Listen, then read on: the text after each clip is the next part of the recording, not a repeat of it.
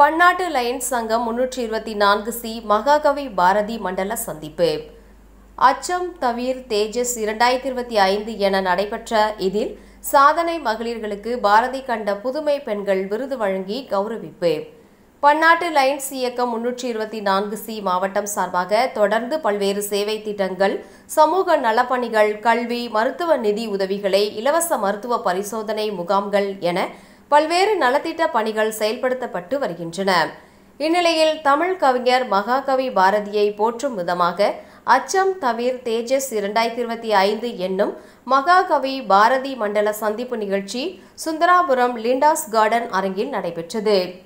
பாரதி மண்டல தலைவர் லயன் செந்தில்குமார் தலைமையில் நடைபெற்ற நிகழ்ச்சியில் நடத்துனர் குழு தலைவர், திருப்பூர் கிரேட்டர் லயன்ஸ் சங்க தலைவர் ஜெககாந்தன் அவர்கள் மற்றும் பதிவுக்குழு தலைவர், நேரு நகர் லயன்ஸ் சங்க தலைவர் கவிஞர் கனலி என்கின்ற சுப்பு, செந்தில் ஆகியோர் முன்னிலை வகித்தனர். விழாவில் முதன்மை விருந்தினராக மாவட்ட ஆளுநர் நித்யானந்தம், பேரா தேசிய தலைவர் ஹென்றி, தேசிய பொதுச் செயலாளர் நேரு நகர் நந்து ஆகியோர் கலந்து கொண்டனர்.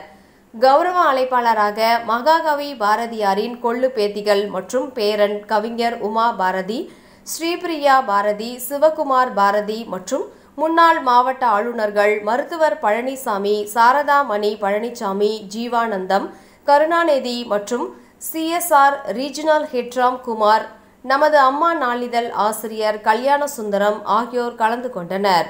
விழாவில் சேவை திட்டங்களை ஆளுநர் ராஜசேகர், முதலாம் துணை ஆளுநர் செல்வராஜ் ஆகியோர் துவக்கி வைத்தனர்.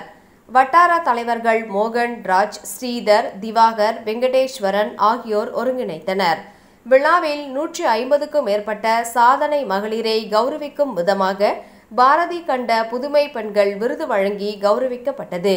மேலும் சமூக பணிகளில் தங்களை அர்ப்பணித்து செயல்பட்டு வருபவர்களுக்கு சிறந்த சேவைக்கான விருது, சிறந்த பேராசிரியர் விருது வழங்கப்பட்டது.